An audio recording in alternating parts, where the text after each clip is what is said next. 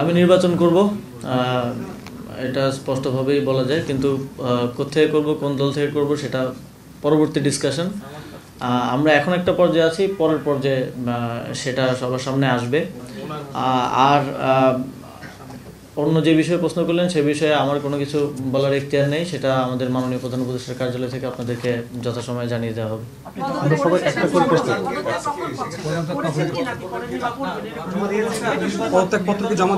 এ বিষয়ে আমার কোনো কিছু বলার অনুমতি নেই, এটা মাননীয় প্রধান উপদেষ্টার দপ্তর থেকে আপনাদেরকে জানিয়ে দেওয়া হবে, মাননীয় প্রধান উপদেষ্টার প্রেস উইং থেকে আপনাদেরকে জানিয়ে দেওয়া হবে।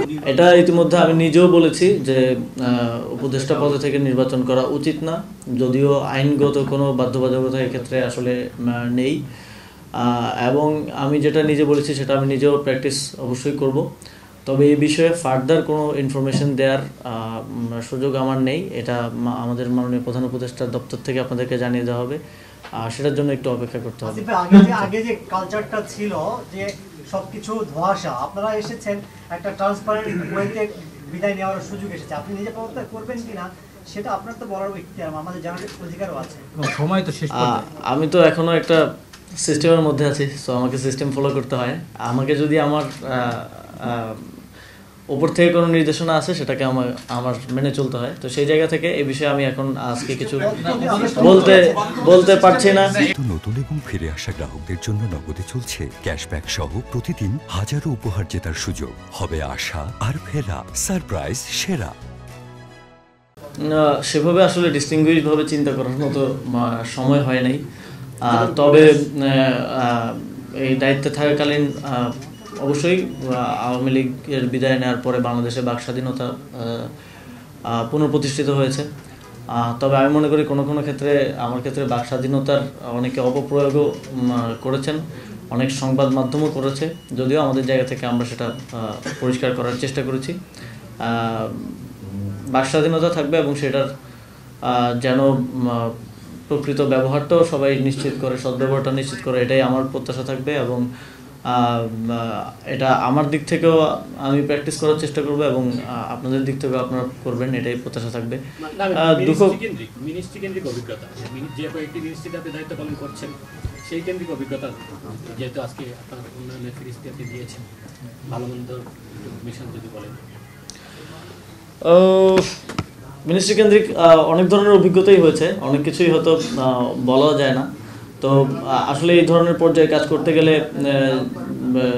নানা ধরনের জটিলতা যেমন আছে, বিগত এই প্রায় 1.5 বছরে আমার মনে হয় যে আমি এর আগের আমার জীবনে প্রায় 25 বছরে যা শিখেছি তা এই 1.5 বছরেই তার থেকে অনেক বেশি শিখতে পেরেছি। এটা আমার জন্য একটা লার্নিং প্রসেস ছিল, তবে আমার দিক থেকে আমার উদ্দেশ্য সবসময় খুব স্পষ্টভাবে এটাই ছিল, যেহেতু অনেক মানুষের জীবন দেওয়ার মধ্য দিয়ে আমরা এই দায়িত্ব পেয়েছি, সেই জায়গা থেকে সর্বোচ্চ স্বচ্ছতা, নিষ্ঠা এবং জবাবদিহিতার সাথে কাজ করা এবং যেই দায়িত্বটা পেয়েছি, যেই সময়ের জন্য, যতটুকু সময়ের জন্য পেয়েছি, সেই সময়ের সর্বোচ্চ ব্যবহার করার, সদ্ব্যবহার করার চেষ্টা আমি করেছি। এবং আমার সাথে যারা আমার সহকর্মী ছিলেন তাদেরকেও অনেক সময় অফিস টাইমের বাইরেও অতিরিক্ত কাজ করতে হয়েছে, কারণ আপনারা দেখেছেন যে আমরা স্বাভাবিকভাবে অন্যান্য বিভিন্ন মন্ত্রণালয়ের থেকে অনেকাংশে অনেক বেশি উদ্যোগ গ্রহণ এবং বাস্তবায়ন করেছি। ফলে আমি আমার টিমকেও বিশেষভাবে আজকের দিনে ধন্যবাদ জানাতে চাই এবং আপনাদেরকেও ধন্যবাদ জানাতে চাই। আপনারা সবসময় আমাদের কাজগুলোকে জনগণের সামনে উত্থাপন করতে সহযোগিতা করেছেন। ধোঁয়াশা রাখছি না, এ বিষয়ে আসলে সত্যিকার অর্থেই কোনো সিদ্ধান্ত হয়নি এখনো। আর এ বিষয়ে যদি চূড়ান্ত সিদ্ধান্ত হয় তাহলে আপনারা সবাই জানতে পারবেন। এবং যেই দলের কথা বললেন, অবশ্যই যারা গণঅভ্যুত্থানে আমার সহযোদ্ধা ছিলেন তারাই সেই দলটা করেছে। তবে আমি আরও অনেক আগেই বলেছি যে এটা ধরে নেওয়া ঠিক হবে না যে আমি সেই দলেই যুক্ত হব বা অংশগ্রহণ করব। তবে আশা করি আগামী কয়েকদিনের মধ্যে সবকিছু পরিষ্কার হয়ে যাবে। আমার জানার মতে বিএনপি ধানমন্ডিতে নমিনেশন দিয়েছে। এই ধরনের স্পেকুলেশন, অনেক ধরনের স্পেকুলেশন হয়েছে। আই থিঙ্ক যে আপনাদের জায়গা থেকে বস্তুনিষ্ঠ তথ্যের প্রতি আসলে মনোযোগটা দেওয়া উচিত। আমার সোশ্যাল মিডিয়ায় আমি পোস্ট করে জানিয়েছিলাম সে সময় যে দুদককে আমি অনুরোধ করেছিলাম এই বিষয়টি তদন্ত করার জন্য, এবং এটা আপনারাও কভার করেছিলেন। যখন এ বিষয়ে অভিযোগ আসে আমার জায়গা থেকে আমি সর্বোচ্চ আমার এই কনফিডেন্সটা ছিল যে আমি কাউকে এ ধরনের কোনো কিছু করার সুযোগ দেইনি এবং আমার টিমের কেউ এ ধরনের কোনো কিছুর সাথে জড়িত নয়। সে কারণে আমি নিজেই দুদকে যোগাযোগ করে তাদেরকে অনুরোধ করে এই বিষয়ে অধিকতর অনুসন্ধান করার জন্য। দুদক সে বিষয়ে অনুসন্ধান করেছে, এখন পুরোটা বিষয়ই দুদকের এখতিয়ারাধীন। এই বিষয়ে দুদক আপনাদেরকে জানাতে পারবে যে সর্বশেষ আপডেট কী। আমি আসলে অন্য কারোর পক্ষ থেকে কিছু বলার মতো অবস্থানে নেই। জাস্ট 2-1 দিনের মধ্যে সব কিছু পরিষ্কার হয়ে যাবে আই থিঙ্ক। ওই ব্রিজের আগের যেই নামকরণ করা হয়েছিল বা নামকরণের যে ফলকটা ছিল আই থিঙ্ক, যেটা ভিত্তিপ্রস্তর স্থাপনের সময় সেই ফলকের একটা ছবি আমি পেয়েছি।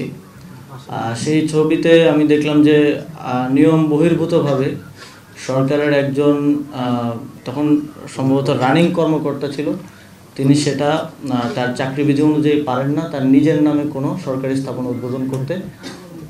তিনি নিজের নামে সেটা উদ্বোধন করেছিলেন এবং তিনি সেই ব্রিজের নামকরণও তিনি নিজে করেছিলেন এবং নাম ফলকে লেখা ছিল যে তার উদ্যোগে ব্রিজটা হয়েছে। এখন সরকারি কর্মকর্তা, এটা খুবই হাস্যকর বিষয়। আপনারা যারা সচিবালয়ের ব্রিজ কভার করেন, এটা হওয়ার কথা না। তো সেই জায়গা থেকেই নাম পরিবর্তন করার প্রয়োজন বোধ হয়েছে মন্ত্রণালয়ের এবং স্থানীয় সরকার বিভাগ নাম পরিবর্তন করেছে এবং সেখানে এক ধরনের ওই ব্যক্তিরই উদ্যোগে এক ধরনের বিশৃঙ্খলা সৃষ্টি করা হয়েছিল এবং পরবর্তীতে স্থানীয় প্রশাসনের মাধ্যমে ইতিমধ্যেই মামলাও গ্রহণ করা হয়েছে এবং এই বিষয়ে পরবর্তী আইনি প্রসিডিং চলবে।